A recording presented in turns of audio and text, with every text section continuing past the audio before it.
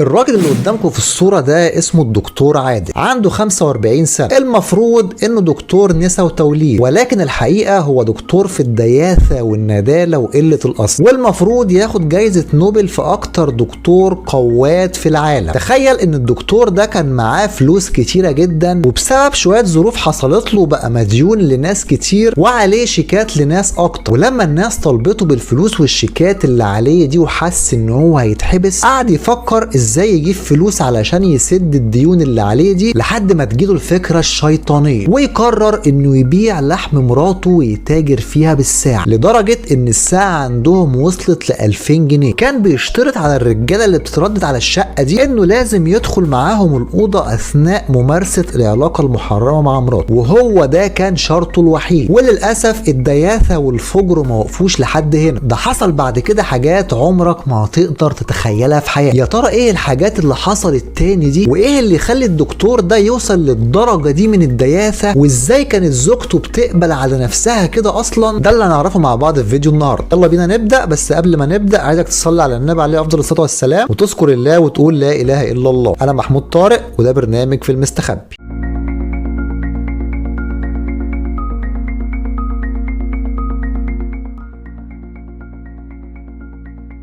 بتبدأ حكايتنا سنة 2012 مع دكتور اسمه الدكتور عادل وزوجته هدى. الدكتور عادل كان عنده 45 سنة وكان بيشتغل دكتور نساء وتوليد زي ما قلت له، وزوجته هدى كانت أصغر منه ب8 سنين، يعني حوالي كان عندها 37 سنة. كان عندها أتيليه لإيجار وبيع فساتين الأفراح. كانوا أسرة عايشين في سعادة تامة جدا، وربنا ما كانش رازقهم بأي أولاد. كانوا معروفين وسط المنطقة بالسمعة الطيبة والسيرة الحسنة، وعمر ما حد في المنطقة سمع عنهم اي حاجه وحشه نهائي. الدكتور عادل كانت حياته روتينيه جدا، كان من البيت للعياده ومن العياده للمستشفى ومن المستشفى يرجع تاني على البيت، وكانت دي كل حياته، ما كانش بيعمل في حياته اي حاجه تانيه نهائي. وزوجته هدى هي كمان كانت نفس الكلام، من البيت للاتيليه ومن الاتيليه للبيت. كانوا عايشين مبسوطين جدا من الناحيه الماديه، وكان الدكتور عادل داخل بجزء كبير جدا من ثروته مع واحد صاحبه شريك في مصر. وللاسف المصنع ده جه في وقت من الاوقات وفلس، وصاحبه ده سابه وهرب بره البلد. ساب المصنع وهو عليه ديون كتيره جدا وقروض كتيره جدا للبنوك، والدكتور عادل كان مستلف هو كمان فلوس من ناس، وكان ماضلهم على شيكات علشان يشغل الفلوس دي في المصنع مع صاحبه. ولكن للاسف كل ده راح في غمضه عين بسبب ندالة صاحبه. طبعا كل الناس اللي كان ليها فلوس ابتدت ان هي تطالب بفلوسها، وجه ميعاد استحقاق الشيكات اللي الدكتور كان ماضي عليها. ولكن للاسف الدكتور ما كانش معاه ان هو يسدد للناس دي اي حاجه، لحد ما الناس دي ابتدت انها تهدده ان هم هيقدموا الشيكات اللي معاهم دي للنيابه وياخدوا اجراء ضد الدكتور، لانه دايما كان بيماطلهم ويديهم مواعيد ان هو هيسدد لهم فيها الفلوس دي، ولكن كان بيتهرب منهم وما كانش بيسدد اي حاجه. طبعا هنا قعد الدكتور مع مراته وابتدوا ان هم يفكروا في المصيبه اللي وقعوا فيها دي، وازاي ان هم هيخرجوا منها، وازاي هيقدروا يجيبوا فلوس علشان يسددوا كل الناس اللي ليها فلوس دي. لحد ما جه في دماغ الدكتور فكرة شيطانية قذرة جدا. الشيطان ذات نفسه عمره ما يفكر انه يجي في دماغه الفكرة دي، فكر انه يخلي الشقة بتاعته وقر لممارسة اعمال الرذيلة مع مراته. ابتدى ان هو يعرض عليها الموضوع، ولكن هي رفضت في الاول وقالت له ان هي مستحيل انها تعمل كده، وهو ازاي اساسا ان هو جوزها ويفكر ان هي تعمل كده. ولكن بعد زن كتير على ودانها، وبعد ما قال لها ان هو فعلا خلاص هيتحبس وهيخش السجن، وافقت الزوجة على طلبه، ولكن بمقابل اتفقت معاه ان هي هتاخد نص الفلوس اللي هتيجي. اي فلوس هتيجي هو هياخد نصها وهي نصها. طبعا الدكتور وافق، وابتدى ان هو يستقطب الرجال علشان يمارسوا العلاقة المحرمة مع مراته وجوه شقته، وكان هو اللي بيجيب جميع المتطلبات اللي الرجالة كانت بتحتاجها علشان يمارسوا اعمال الرذيلة دي، من منشطات واقراص مخدرة ومكيفات لحد الواقي الذكري هو اللي كان بيجيبه ويديه للراجل اللي كان داخل يمارس الرذيلة مع زوجته. وكمان هو اللي كان بيجيب حبوب منع الحمل وكان بيديها لمراته علشان يبقوا في الامان. ولحد هنا ممكن يكون الكلام معقول شوية، ولكن بقى الحاجة اللي مش معقولة واللي عقلك عمره ما هيقدر يستوعبها، انه كان بيشترط على اي راجل بيجي انه لازم يدخل معاه الأوضة ويكون موجود اثناء ممارسة العلاقة المحرمة مع زوجته، وهو ده كان شرطه الوحيد. يا اما كده يا اما بلاش. طبعا حاجه بشعه جدا وحاجه مقززه جدا، وكميه الدياسه اللي الدكتور ده وصل لها انا ما اعتقدش ان في حد في العالم وصل للدياسه والفجر ده. كان بيبيع لحم مراته بالساعه، عشان تخش تمارس العلاقه المحرمه كانت الساعه ب 2000 جنيه، كان هو ياخد 1000 جنيه ويدي لمراته 1000 جنيه زي ما اتفق. تخيل قمه الدياسه والحقاره اللي الدكتور ده ومراته وصلوا له. فضلوا على الحال ده لمده سنه كامله. تخيل سنه كامله محدش يعرف عن نشاطهم الاجرامي ده اي حاجه نهائي، سنه كامله وهو اللي بيجيب الرجاله لشقته علشان يمارسوا مع زوجته العلاقه المحرمه، سنه كامله وهو كان بيبقى موجود في الاوضه وحاضر كل العلاقات اللي كانت بتتم مع زوجته من اولها لاخرها. طبعا ابتدوا فعلا ان هم يسددوا جزء كبير جدا من الفلوس اللي عليهم، ولكن ربنا بيفضل يستر يستر لحد ما لازم يكشف الحقيقه في الاخر. وفي يوم من الايام حد من الجيران اللي موجودين في العماره ابتدى يلاحظ ان في رجاله كتير جدا وشباب بيترددوا دايما على شقه الدكتور، ناس من مستويات راقيه جدا وعمره ما شافهم في حياته قبل كده. ولانه كان عارف ان الدكتور ومراته كانوا في حالهم وما كانش في حد بيزورهم كتير، ابتدى يشك ان في حاجه غريبه بتحصل في الشقه. وبما ان الدكتور ومراته كانوا معروفين وسط الناس بالسمعه الطيبه والسيره الحسنه زي ما قلت لكم، الا ان كميه الناس اللي كانت بتردد على الشقه كانت ملفته جدا للنظر ويخلي اي حد يشك فيهم ويفكر ان في حاجه غريبه بتحصل في الشقه. فضل جارهم ده متابعهم لمده شهر كامل وهو مراقبهم من غير ما يعرفهم ولا يحسسهم باي حاجه. وطبعا بعد ما اتاكد ان في حاجه غريبه ومش مظبوطه بتحصل في الشقه، بسرعه بلغ مباحث الاداب اللي ابتدوا يتعاملوا مع البلاغ بجديه وابتدوا ان هم يراقبوا شقه الدكتور. وبعد لما لقوا فعلا ان في ناس كتيره بتيجي الشقه، طلع تصريح من النيابه باقتحام الشقه. اول ما اقتحموا الشقه ودخلوا الاوضه اللي كانوا بيمارسوا فيها العلاقات المحرمه، لقوا هدى مع راجل على السرير في وضع مخل. وبعد الكشف عن هويه الراجل ده طلع ان هو محامي. الشيء اللي خلاهم مستغربين جدا ان هم لقوا الدكتور عادل جوز هدى قاعد جنب السرير على كرسي ولابس بدله وقاعد بيتفرج عليهم وهم بيمارسوا العلاقه المحرمه. طبعا الموضوع كان صدمه على رجال المباحث وتم القبض عليهم كلهم، وتمشي القضيه وتاخد مجراها ويتحكم على الدكتور ومراته وكل واحد فيهم ب8 سنين سجن مشدد، ويتحكم على المحامي اللي كان موجود ساعتها ب3 سنين سجن. ويا ريت الموضوع ينتهي لحد هنا. لما دخل السجن كان في لسه ناس ليها فلوس عنده وناس معاها شيكات ما كانش لسه الدكتور سددها. طبعا لما عرفوا ان الدكتور اتحبس راحوا جايين مقدمين الشيكات دي للنيابه، وصدر ضده احكام اضافيه فوق ال8 سنين اللي كان محكوم عليه بيهم. ودي اخره المشي في الحرام. وسؤالي بقى هنا لحضراتكم، ترى مين فيهم اللي غلطان اكتر من التاني؟ هل الدكتور اللي فكر في الفكره الشيطانيه دي، ولا مراته اللي طوعته وسمعت كلامه ووافقت على كل اللي قال لها عليه؟ طبعا هما الاتنين غلطانين، ولكن انا عايز اعرف راي حضراتكم مين فيهم غلطان اكتر من التاني. وطبعا يا جماعه لازم نعرف ان الحرام بيبقى دايما اخرته سودة، وانا كنت افضل ان الدكتور يتحبس احسن ما يعمل حاجه زي كده في مراته، لان سمعته وسمعتها هي كمان اتدمروا للابد بعد ما كان مشهود لهم بالسيره الحسنه والطيبه قدام كل الناس. الدنيا يا جماعه فعلا بقى فيها حاجات تشيب العقل، والشيطان لما بيتمكن من حد بيدمر له حياته وبيوصله ان هو ممكن يعمل حاجات عمر العقل البشري ما يتخيلها نهائي. ربنا يا رب يحفظنا ويحفظكم ويبعد عنا وعن اولادنا كل شر. طبعا لو كنت وصلت معايا للحظه دي في الفيديو فانا حابب ان انا اشكرك جدا، ويا ريت لو الفيديو عجبك تدوس لايك للفيديو وتشترك في القناه وتسيب لي كومنت تحت الفيديو تقول لي انت بتتابعني منين. وبشكركم جدا على المشاهده واشوفكم ان شاء الله في فيديو جديد وقضيه جديده.